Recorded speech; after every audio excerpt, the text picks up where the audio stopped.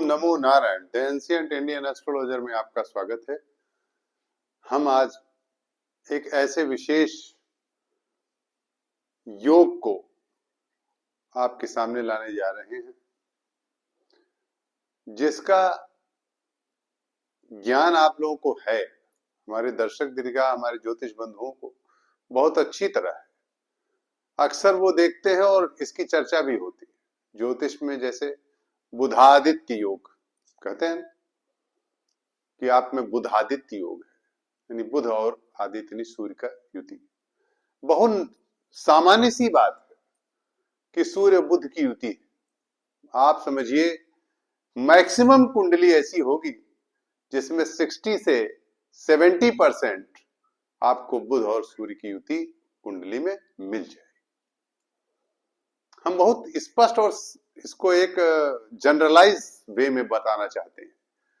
सूर्य बुध की युति आपको बड़े आसानी से कुंडली में देखने को मिलेगी।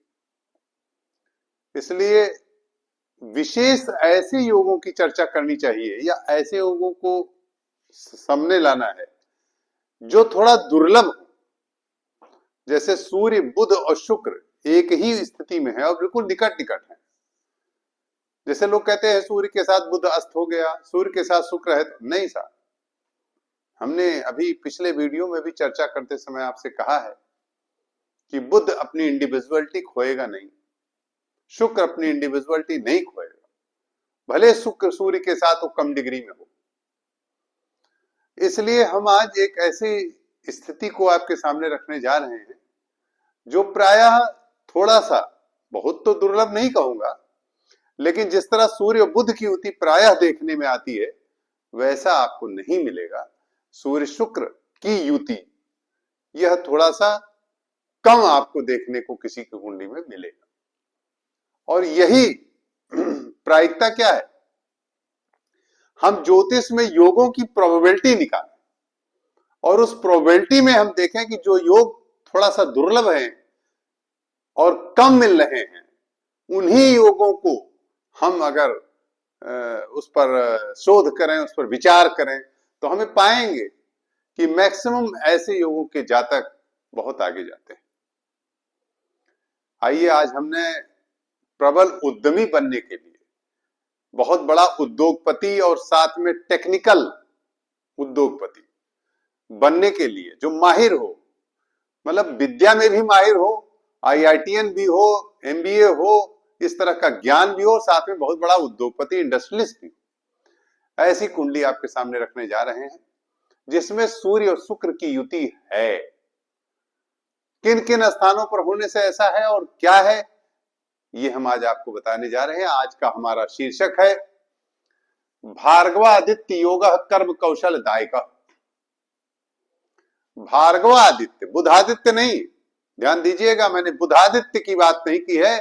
भार्गवादित्य योग कर्म कौशल दायक। कर्म कौशल दायक, कर्म को कुशलता में बदल देता है। बुध जिस तरह शुक्र और सूर्य की युति, भार्गवादित्य योग। भार्गव किसे कहा गया? शुक्र को। भृगुनंदन, शुक्र को क्या कहा गया है? भृगुनंदन। हम पिछले वीडियो में चर्चा कर चुके हैं, इसलिए शुक्र का एक नाम भार्गव ही है। तो मैंने यहां टाइटल दिया भार्गवादित्य योग कर्म कौशल दायक। कर्म में अपार कुशलता प्रदान करता है। सूर्य बुध शुक्र निकट के ग्रह है। हमने लिखा है सूर्य बुध युति प्रायः देखने में मिलती है, परंतु सूर्य शुक्र की युति की प्रायिकता में कमी रहती है। अभी मैंने आपसे चर्चा किया, प्रोबेबिलिटी इसकी कम है, और जितनी किसी योग की प्रोबेबिलिटी कम है वो उतना ही प्रभावशाली योग होता है, क्योंकि कम ही व्यक्ति तो मिलेंगे जो प्रभावशाली होंगे। सामान्यतः तो लोग बहुत होते हैं। इसी पर हमने आज सूर्य व शुक्र एक साथ जातक को तकनीकी बारीक अर्थात कंप्यूटर में भी माहिर, सॉफ्टवेयर में भी माहिर इस तरह से बना देता है। केंद्र त्रिकोण, अब ये कहां बैठे तो राजयोग देगा या कहां बैठे तो धन योग देगा, कहां बैठे तो आपको माहिर उद्योगपति, बहुत बड़ा उद्योग प्रबल उद्यमी बनाएगा। तो देखिए, हमने लिखा है शुक्र, सूर्य और शुक्र, यानी सूर्य व शुक्र की युति केंद्र, त्रिकोण तथा उपचय स्थानों पर प्रबल उद्यमी बनाता है। ध्यान दीजिएगा, सूर्य शुक्र की युति, the conjunction of sun and Mercury, जहां पर सूर्य और शुक्र एक साथ युति कर रहे हैं, वह आपको कहां, किस प्लेस पर, वो मैंने लिखा है केंद्र त्रिकोण। समझ गया, केंद्र त्रिकोण यानी 1 4 7 10 5 9 प्लस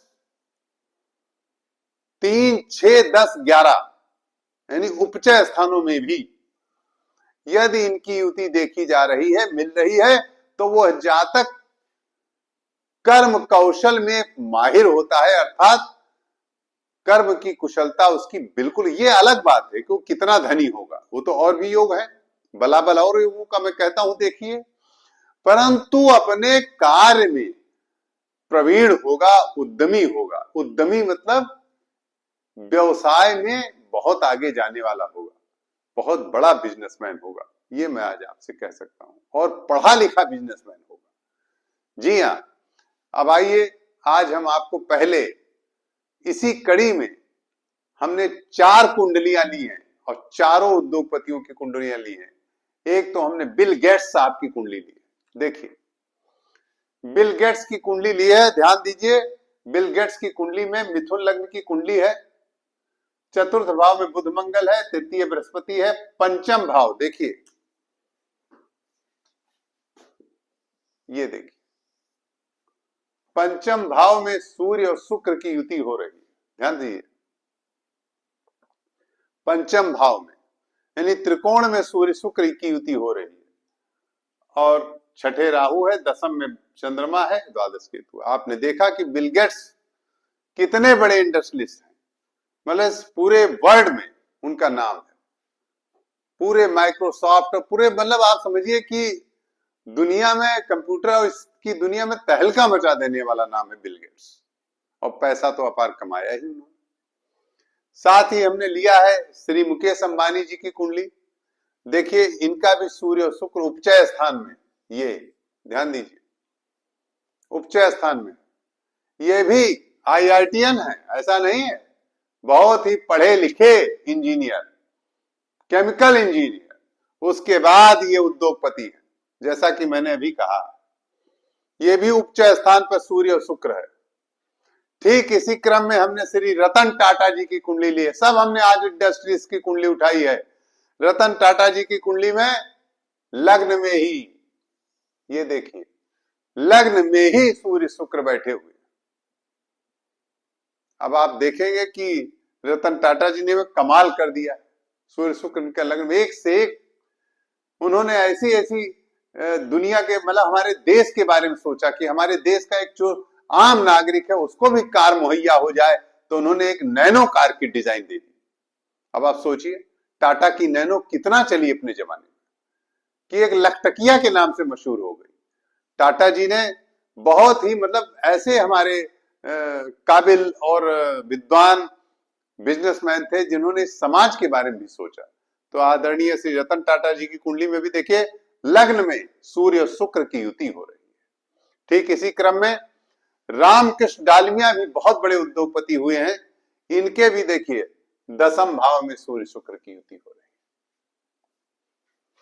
है। इस प्रकार आज हमने आपको सूर्य शुक्र की युति के बारे में बताया। अब ये भी थोड़ी चर्चा हम आपसे कर देते हैं कि सूर्य एनर्जी का स्रोत है और राजा भी है ग्रहों का, और शुक्र क्या है? शुक्र उसे जो एनर्जी है उस एनर्जी को कैसे उसको उसका यूज किया जाए, ये शुक्र वो ग्रह है जो उस एनर्जी को कैसे यूटिलाइज करने का किया जाए, उसका ध्यान देने, उसकी स्थिति के लिए शुक्र है। सूर्य तो स्वयं एनर्जी का भंडार है, स्रोत है, राजा है, पर राजा को कैसे, उसका मंत्री ही तो मैनेज करेगा, एक विशेष सलाहकार मैनेज करेगा। तो वो कौन है मंत्री? देखिए मंत्री तो दो हैं, गुरु ही मंत्री होता है, ये भी जान लीजिए। प्रधानमंत्री जो होता है वो गुरु भी होता है, गुरु और प्राइम मिनिस्टर दोनों होता है। जिस प्रकार चंद्रगुप्त मौर्य के चाणक्य गुरु भी थे और प्राइम मिनिस्टर भी थे, ठीक उसी प्रकार बृहस्पति देवता भी सूर्य के प्राइम मिनिस्टर और गुरु दोनों हैं।